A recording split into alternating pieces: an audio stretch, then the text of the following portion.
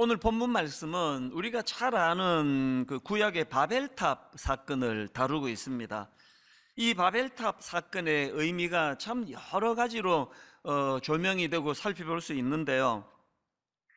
사실 하나님께서는 이제 노아 홍수가 끝난 이후에 이런 말씀을 주십니다. 창세기 9장 1절. 하나님이 노아와 그 아들들에게 복을 주시며 그들에게 이르시되 생육하고 번성하여 땅에 충만하라. 하나님은 이 노아의 후손들이 땅에 편만하게 흩어져서 이 하나님 만드신 피조 세계를 다스릴 것을 명령하셨는데 그들은 이런 하나님 명령에 불순종합니다. 그래서 나온 게 이 바벨탑 사건인데요. 오늘 본문 창세기 11장 4절을 보십시오. 또 말하되 자 성읍과 탑을 건설하여 그 탑 꼭대기를 하늘에 닿게 하여 우리 이름을 내고 온 지면에 흩어짐을 면하자 하였더니, 참 이런 불순종의 어떤 그 행동으로 나타난 게 이 바벨탑 사건이다. 이런 내용들을 이제 오늘 본문이 다루고 있는데요. 저는 먼저 이 본문의 그 전개 방식에서 굉장히 흥미로운 거 하나를 좀 발견을 했는데요. 이렇게 불순종해서 바벨탑을 쌓으려는 인간들의 시도를 오늘 본문의 흐름을 보니까 이 하나님과의 대결 구도로 그렇게 묘사해 가고 있다는 것입니다. 자, 이게 무슨 말씀인지 설명을 드리겠습니다. 자, 먼저 오늘 본문 3절을 보십시오. 인간의 하나님을 향한 그 불순종의 결과를 이렇게 표현합니다. 3절. 서로 말하되 자 벽돌을 만들어 견고히 굽자 하고 이에 벽돌로 돌을 대신하여 역청으로 진흙을 대신하고, 또 4절도 마찬가지입니다. 또 말하되 자 성읍과 탑을 건설하여 그 탑 꼭대기를 하늘에 닿게 하여 우리 이름을 내고 온 지면에 흩어짐을 면하자 하였더니, 이렇게 이 하나님께 불순종하면서 이제 그 탑을 쌓으려는 그들의 시도를 이렇게 표현하는데요. 그랬더니 7절에 보니까 삼위 하나님이 똑같이 반응을 하십니다. 7절. 자 우리가 내려가서 거기서 그들의 언어를 혼잡하게 하여 그들이 서로 알아듣지 못하게 하자 하시고, 이 비슷한 구도로 설명을 하고 있는 걸 볼 수가 있습니다. 그런가 하면은 4절을 다시 한번 보십시오. 인간들이 이렇게 말합니다. 또 말하되 자 성읍과 탑을 건설하여 그 탑 꼭대기를 하늘에 닿게 하여, 그랬더니 5절. 여호와께서 사람들이 건설하는 그 성읍과 탑을 보려고 내려오셨더라. 보통 이런 표현 잘 안 쓰시지 않습니까? 무소부지하신 하나님인데 올라가시고 내려가시고가 어디 있습니까? 그런데 지금 여호와께서 사람들이 건설하는 그 성읍과 탑을 보려고 내려오셨더라는 이 표현은요, 4절에 그들이 성읍과 탑을 건설하여 그 탑 꼭대기를 하늘에 닿게 하여라는 이 시도에 대하여 이것들이 얼마나 허망한 것인가를 대조해서 설명하는 것이 내려오셨더라는 이 표현입니다. 이 구도가 좀 느껴지지 않습니까? 그런가 하면 이 사건의 결론도 마찬가지입니다. 4절에서 온 지면에 흩어짐을 면하자 하였더니, 그랬더니 9절. 여호와께서 거기서 그들을 온 지면에 흩으셨더라. 이 대결 구도 아닙니까? 이 하나님의 대결 구도는요, 창세기 2장에서도 발견이 되는데, 자 창세기 2장 16절 17절입니다. 여호와 하나님이 그 사람에게 명하여 이르시되 동산 각종 나무의 열매는 내가 임의로 먹되 선악을 알게 하는 나무의 열매는 먹지 말라. 그 다음 보세요. 내가 먹는 날에는 반드시 죽으리라 하시니라. 그랬더니 사단이 어떻게 유혹합니까? 창세기 3장 4절. 뱀이 여자에게 이르되 너희가 결코 죽지 아니하리라. 즉 하나님께서는 네가 먹는 날에는 반드시 죽으리라 말씀하시는데, 그 말씀에 대한 사탄의 반응은 네가 결코 죽지 아니하리라. 이 발견되는 게 하나 있지 않습니까? 하나님을 향한 인간의 불순종은요, 창조주 하나님과의 대결 구도로 몰고 가는 행위라는 겁니다. 제가 그 물철학을 강조하는 것도 마찬가지고요, 우리 아이들한테 종종 야, 너 인생 좀 쉽게 살아라. 뭘 그렇게 복잡하냐? 인생 정말 간단하거든요. 물이 위에서 아래로 흐르듯이 위에 계신 창조주 하나님의 질서를 따라 그분이 말씀하시고 그분이 명하시고 그분이 내려주시는 지침대로 거기에 순종해서 살아가는 이 질서 있는 삶, 이게 피조물인 우리 인간이 복잡하지 않게 사는 비결입니다. 사실 저도요, 젊은 시절을 되돌아보면 너무나 쓸데없는 데다가 인생을 많이 허비했다는 걸 느껴요. 요즘에는 제가 좀 인생을 좀 아끼는 게 또 느껴집니다. 예전처럼 낭비가 별로 없습니다. 그리고 생활이 굉장히 좀 단순해졌다 그럴까요? 물철학이에요. 새벽마다 주님이 공급해 주시고 공급해 주시는 말씀을 따라서 순종하면서 물이 위에서 아래로 흐르듯이 저 토별로 달지 않습니다. 왜 그래야 되는데요? 이건 하기 싫은데요? 또 내 생각에는 그런 거 없습니다. 그냥 물이 위에서 아래로 흘러가듯이 물철학대로. 그래서 이 순리라는 것은요, 예수 믿는 우리에게 굉장히 중요한 덕목이라는 걸 아셔야 됩니다. 그래서 로마서 5장 1절, 그러므로 우리가 믿음으로 의롭다 하심을 받았으니 우리 주 예수 그리스도로 말미암아 하나님과 화평을 누리자.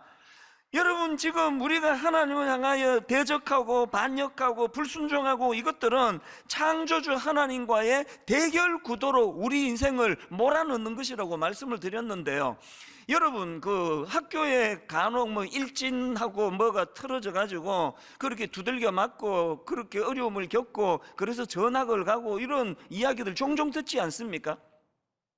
한 학교 그 울타리 안에서 일어나는 그 공동체에서도요, 그 일진에게 불화하고 일진과 관계가 흐트러지면 학교 선생님도 이거 우리도 손을 못 대요, 그런 얘기까지 한다 그러지 않습니까? 하물며 여러분, 창조주 하나님과 불화해서 어떻게 우리 인간이 평화와 안식을 누리겠냐고요.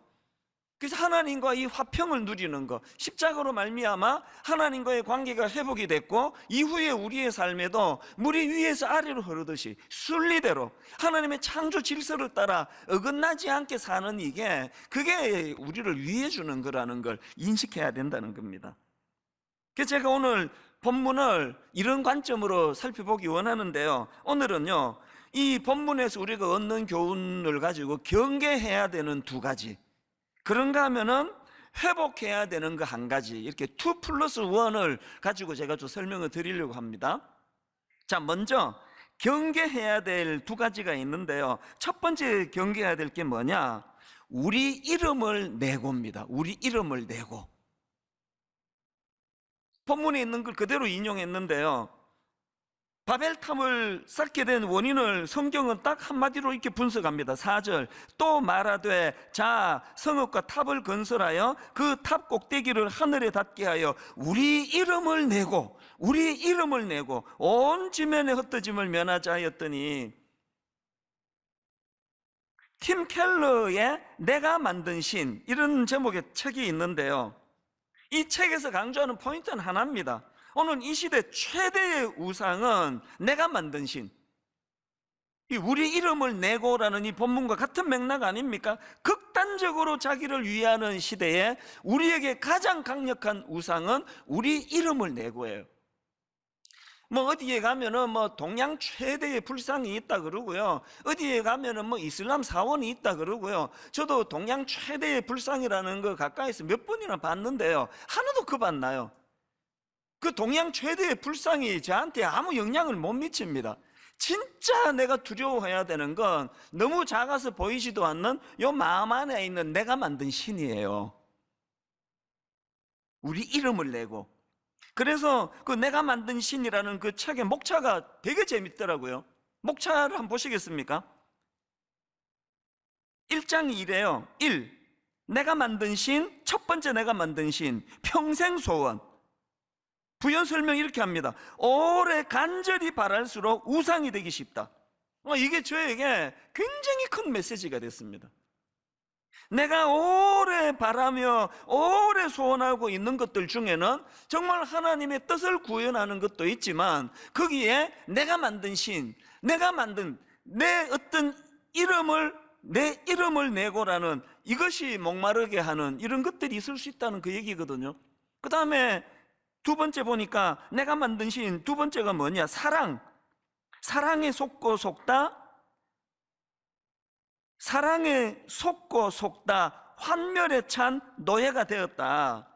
오늘 우리가 사랑이라는 게 모든 것이 하나님 주신 게 아니에요. 오늘 막 가짜 사랑이 우리를 얼마나 혼미하게 만드는지 모릅니다.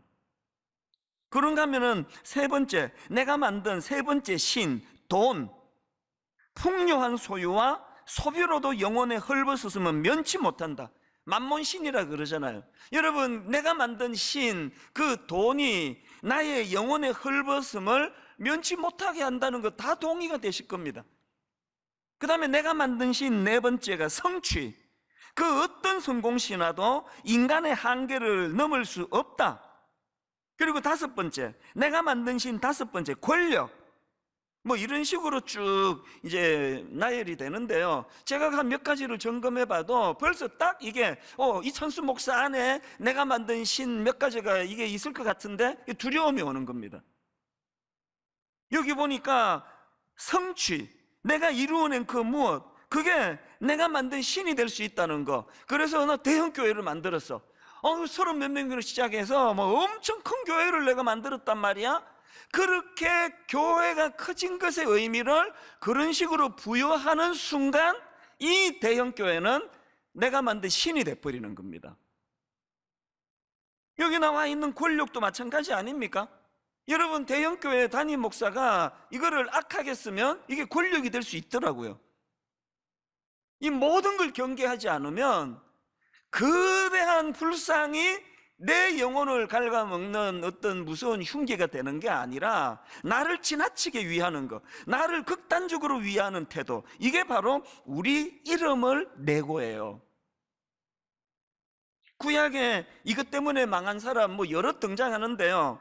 대표적인 인물이 사울 아닙니까? 사무엘상 15장 12절. 사무엘이 사울을 만나려고 아침에 일찍 일어났더니 어떤 사람이 사무엘에게 말하여 이르되 사울이 갈멜에 이르러 자기를 위하여 기념비를 세우고, 자기를 위하여 기념비를 세우고. 지금 사울 왕은 아말렉과의 전쟁에서 마치 자기 능력으로 승리한 것처럼 착각해가지고 자기 이름을 위하여 기념비를 세웠다는 거 아닙니까? 제가 조금 전에 내가 만든 신 그 항목 안에 성취, 권력.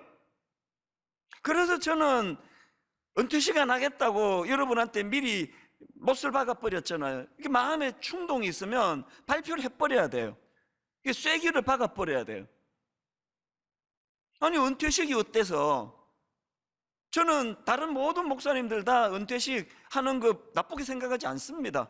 그 목회를 점검하고 좀 수고했다고 박수를 쳐드리고 격려해 드리는 거 절대 나쁜 거 아닙니다. 근데 저는 왜 이거를 안 하기로 결정했느냐?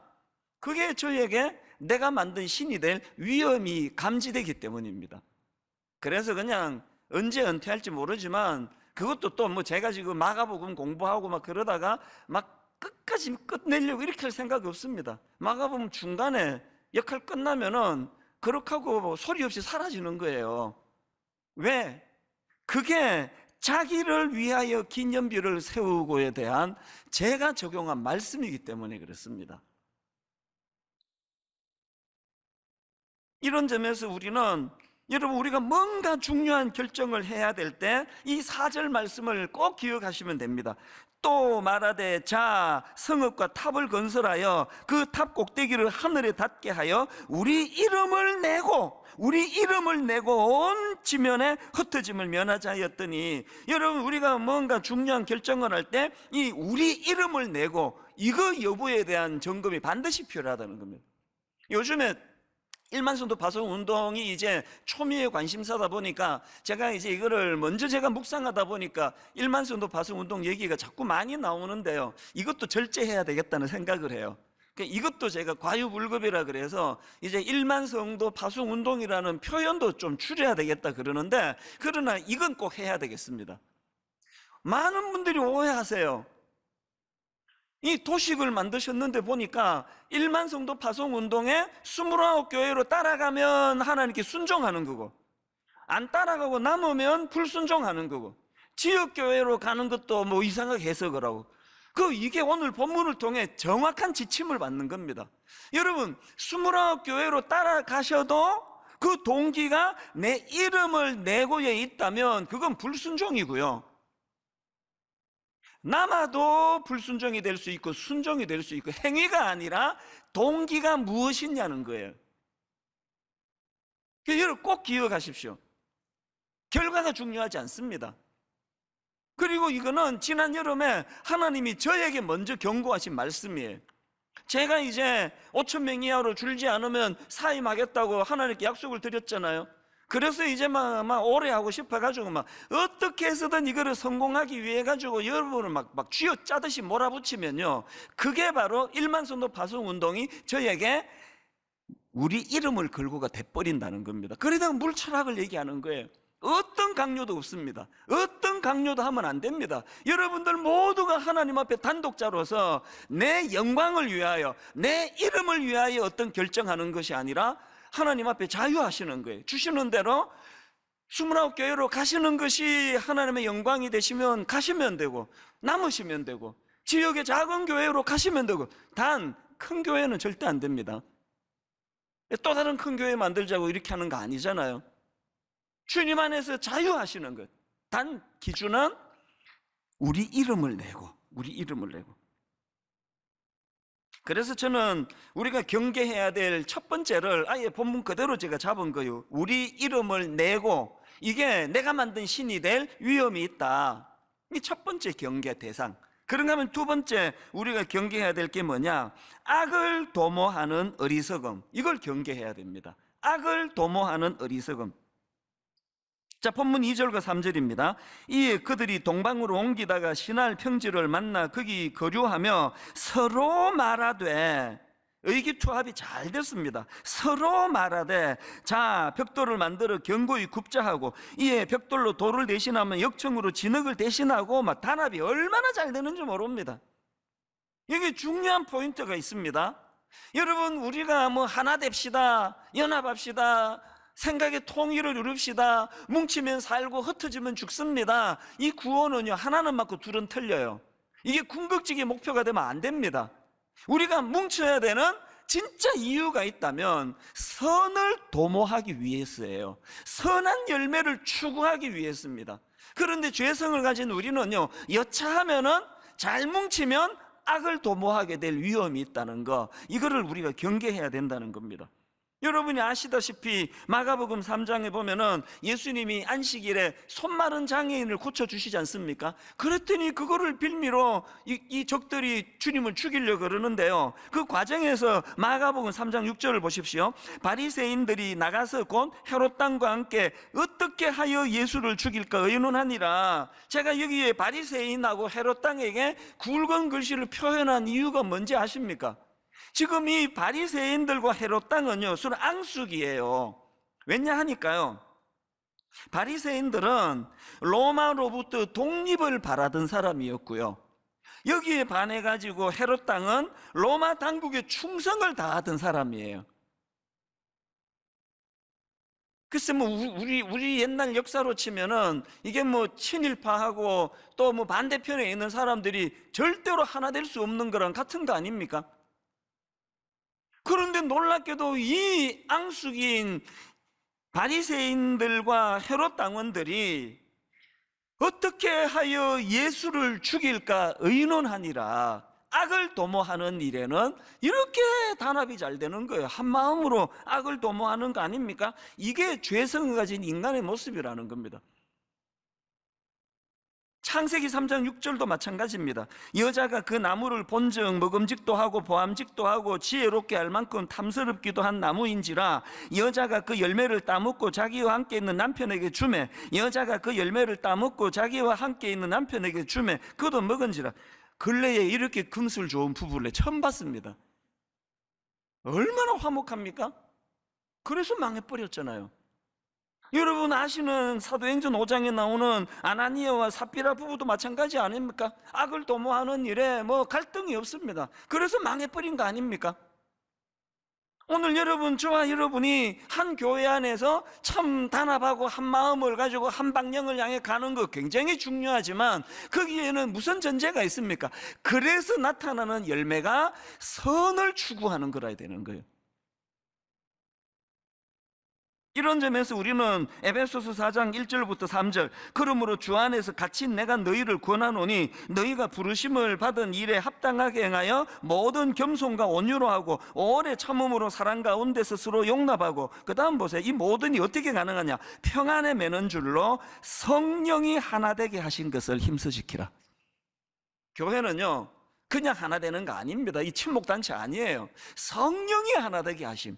그래서 그 평안에 매는 줄로 성령이 하나 되게 하심으로 말미암아 그 안에 겸손이 있고 온유가 있고 오래 참음이 있고 사랑 가운데 용납이 있고, 무엇보다도 그리스도의 뜻을 구현하는 선한 일을 도모하는 공동체의 특징이 있어야 된다는 거예요. 그래서 경계해야 될 두 가지 아시겠죠? 첫 번째 경계 대상, 내가 만든 신, 자기 이름을 내고, 이거 항상 경계해야 돼요. 그럼 두 번째 경계가 악을 도모하는 어리석은 태도, 이것을 우리가 경계해야 된다. 이게 이제 2+1 할 때 이제 두 가지 우리가 경계해야 되는 거고요. 그런가 하면은 한 가지 회복해야 될 게 있는데요. 그게 뭐냐 하니까 하나님의 꿈을 나의 꿈으로 성화시키기. 제가 이렇게 잡아봤습니다, 설교 제목을. 왜냐 하니까요, 바벨탑을 쌓았던 결정적인 잘못이 여기서부터 시작이 되거든요. 이게 무슨 말씀이냐? 아까 제가 창세기 9장 1절 2절 읽어드렸는데 세 번역으로 한번 보시면요, 하나님이 왜 편만하게 사람들을 흩기 원하셨는지 우리 하나님의 꿈이 여기에 나타납니다. 자, 보십시오. 창세기 9장 1절 2절, 하나님이 노아와 그의 아들들에게 복을 주시며 말씀하셨다. 생육하고 번성하여 땅에 충만하여라. 땅에 사는 모든 짐승과 공중에 나는 모든 새와 땅 위를 기어다니는 모든 것과 바다에 사는 모든 물고기가 너희를 두려워하며 너희를 무서워할 것이다. 그 다음 보세요. 내가 이것들을 다 너희 손에 맡긴다. 내가 이것들을 다 너희 손에 맡긴다. 왜 하나님이 흩어지기를 원하셨다고요? 하나님이 만든 모든 피조세계를 너희 손에 다 맡겼다. 그것들을 너희가 다스리기를 원한다. 근데 여러분, 사실은요, 이게 지금 노아의 홍수 이후에 하나님 주신 이 말씀은요, 사실은 인간을 창조하신 직후에 주신 말씀입니다. 창세기 1장 28절, 하나님이 그들에게 복을 주시며 하나님이 그들에게 이르시되 생육하고 번성하여 땅에 충만하라. 땅을 정복하라. 바다의 물고기와 하늘의 새와 땅에 움직이는 모든 생물을 다스리라 하시니라. 하나님께서 인간을 창조하시고 이 문화 명령을 통하여 하나님의 피조세계를 다스리라는 하나님의 꿈을 그들에게 주셨는데, 불행하게도 인간의 반역으로 말미암아 그 하나님의 꿈을 짓밟아 버렸잖아요. 그래서 그들이 물 심판을 받는, 홍수 심판을 당하는 비참한 역사가 기록되어 있는데요, 놀랍게도 9장 1절에서 하나님이 주셨던 흩어지기를 원하시는 생육하고 번성하여 땅에 충만하여라. 내가 이것들을 다 너희 손에 맡긴다. 어제 제가 이 말씀을 묵상하면서 오후쯤에 막 너무너무 가슴이 벅찬 거예요. 기회를 잃어버린 그들이잖아요. 하나님의 꿈을 짓밟아버린 그들이잖아요. 하나님의 말씀에 불순종하고 악한 원수 마귀의 말에 귀를 기울여 하나님의 권위를 밟아버린 그들이잖아요. 현실은 홍수 이후에 파괴된 것들밖에 없습니다. 아무것도 없습니다. 그 끔찍한 상황에서 우리 하나님이 꿈으로 선포해 주신 게 9장 1절 2절이거든요 왜 바벨탑을 쌓았다고요? 이 위대하신 하나님, 다시 기회를 주시는 하나님, 꿈으로 회복되기를 원하시는 하나님 마음을 몰라도 너무 모르니까 이따위 짓을 하는 거 아닙니까? 여기서 탑 쌓고 우리끼리 잘 살아보자.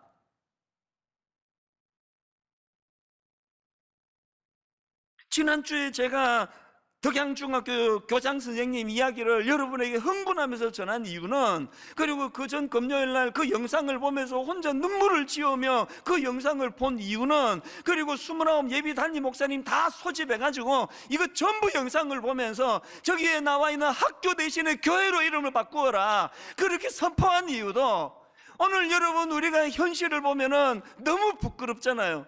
주님의 피로 값주고 산 교회가 어떻게 이렇게 이 사회의 천덕꾸러기가 될 수 있는지, 말로 다 할 수 없는 비참한 자리에 빠져있는 이 현실 가운데 하나님께서는 창세기 9장 1절로 다시 우리에게 꿈을 회복시켜 주신다는 거예요.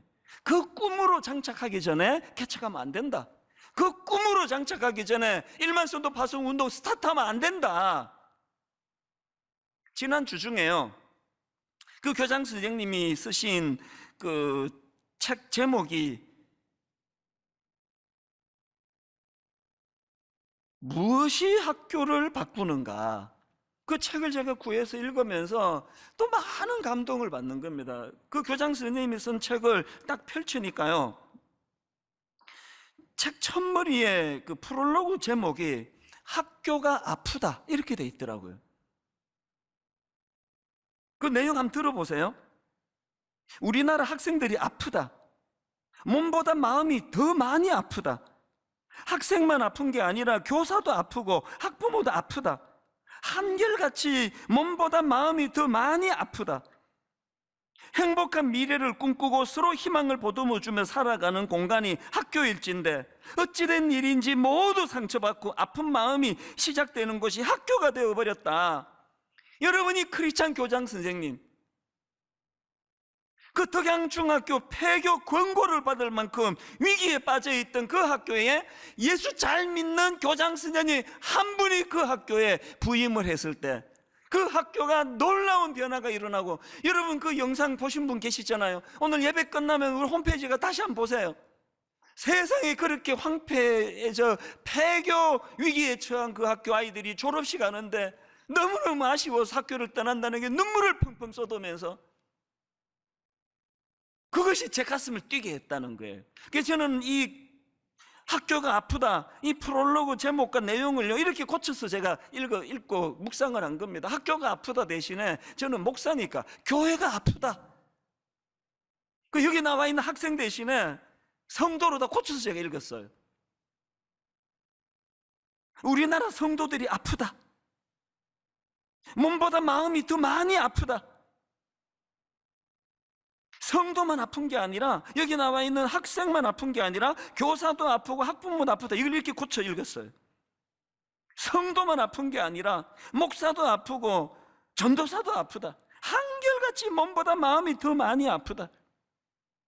오늘 우리는요, 노아의 홍수 이후에 하나님께 반역하고 그 놀라운 땅에 번성하고 충만하시는 하나님 말씀에 불순종했던 그 결과물 앞에 서 있는 것처럼 학교는 아프다, 교회는 아프다.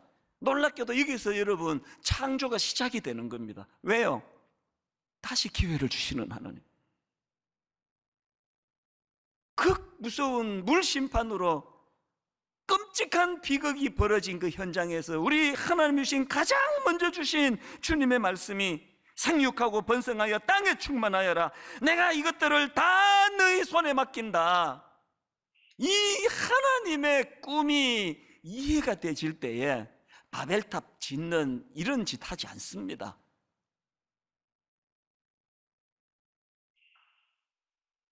빌립보서 2장 13절, 너희 안에서 행하시는 이는 하나님이시니 자기의 기쁘신 뜻을 위하여 너희에게 뭘 두십니까? 소원을 두고 행하게 하시나니. 너희 안에서 행하시는 이는 하나님이시니 자기의 기쁘신 뜻을 위하여 너희에게 소원을 두고 행하게 하시나니.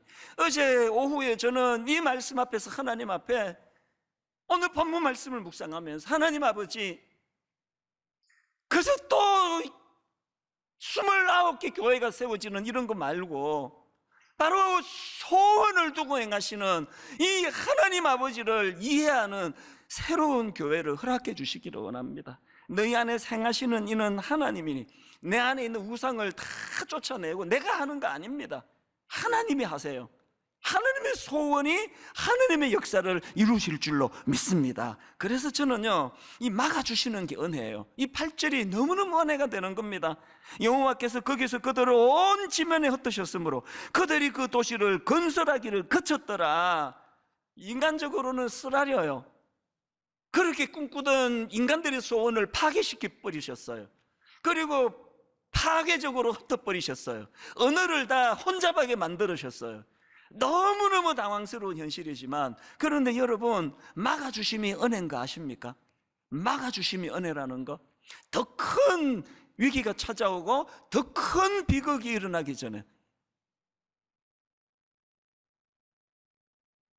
오늘 저는 저와 여러분 안에 있는 우상들을 주님이 다 회파해 주시기를 원합니다. 그리고 이 잘못된 내 이름을 위하여 건설한 모든 바벨탑이 다 무너지는 아픔을 겪게 되기를 바랍니다. 그리고 그 쓰라린 아픔에서부터 창세기 12장부터 아브라함의 역사가 시작이 되는 거거든요. 결론을 이렇게 맺기 원합니다.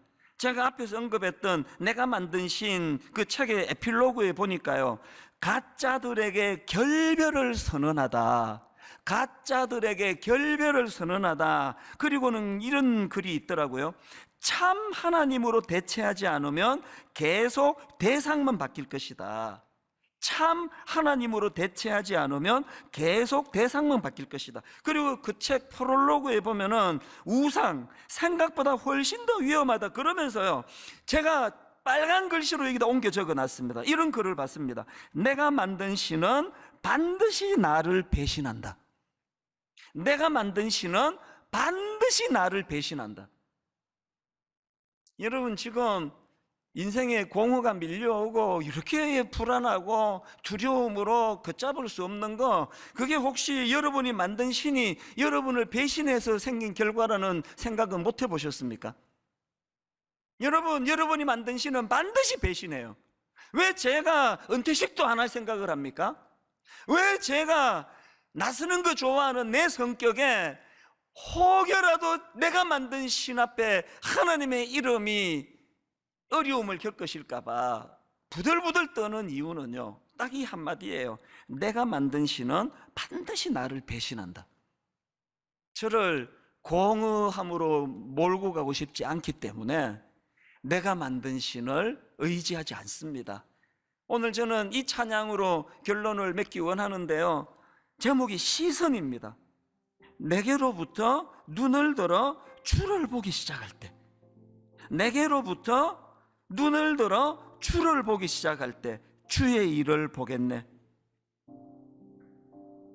여러분, 이 가사를 주목하셔야 됩니다. 모든 시선을 주님께 드리고 살아계신 하나님을 느낄 때, 모든 시선을 주님께 드리고 살아계신 하나님을 느낄 때, 그때야 비로소 내 삶은 주의 역사가 되고 하나님이 일하기 시작하네.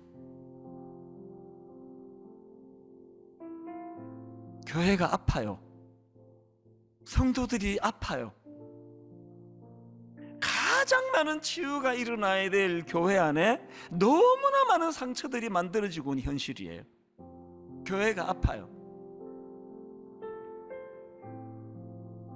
하나님을 섬긴다는 미명 아래 만들어 놓은 내가 만든 신을 다 파괴해야 됩니다.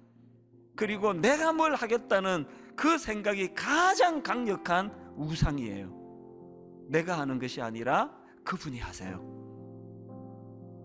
우리 안에 소원을 갖고 너무나 아름다운 교회를 세워나가고 너무나 아름다운 성도들이 그 안에서 양육되기를 바라시는 하나님 마음의 소원을 가지고 하나님 막아주시는 은혜가 너무너무 내게는 아프고 힘들지만 막아주시는 은혜가 하나님 은혜의 첫 출발임을 기억하기 원합니다. 시선을 하나님께 고정하기 원합니다. 가사를 생각하시면서 우리 한번 이 찬양 드리기 원합니다.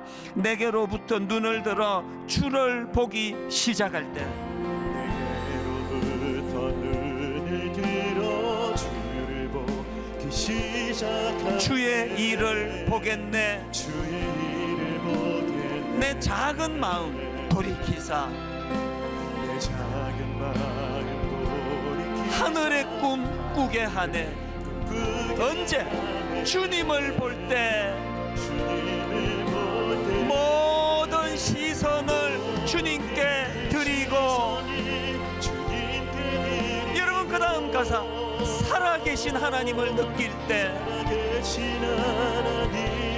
우리가 꾸는 꿈, 내 삶은 주의 역사가 되고 역사가 되고 하나님이 일하기 시작하네. 일하기 시작하네. 다시 말씀드립니다. 여러분, 오늘 설교 제목 그대로예요. 하나님의 꿈을 나의 꿈으로 승화시키지 않고는 여러분 그 불순종에서 물심판을 받는 그 비참한 현장에서도 다시 한번 꿈꾸기를 원하시고 다시 한번 모든 피조세계를 너희들이 감당해 주기를 원한다는 꿈을 주시는 그 하나님의 꿈을 우리가 이해할 때 내가 만든 바벨탑은 허물어질 줄로 믿습니다. 여러분, 하나님이 은혜의 가장 첫 은혜는 막아주시는 은혜예요. 속상하고 쓰라리고 그렇게 해보려고 애를 썼던 모든 것들이 다 무너지는 쓰라린 아픔에서부터 하나님의 막아주심의 은혜로부터 새 역사가 시작이 되는 겁니다. 이 가사 마지막에 있는 것처럼 내 삶은 주님의 나라가 되고 내 삶은 주님의 역사가 되고 하나님이 일하기 시작하네. 이것을 반드시 경험하는 우리들의 신앙생활 되기 원합니다. 우리 한 번 더 이렇게 찬양합니다. 성령이 나를 변화시켜. 성령이 나를 변화시켜 모든 두려움 사라질 때 사라질 때 주의 일을 보겠네. 일을 보게 내가 하는 거 아닙니다. 황폐한 땅 한가운데서 주님 마음 알게 되리. 주님을 볼 때 모든 시선을 주님께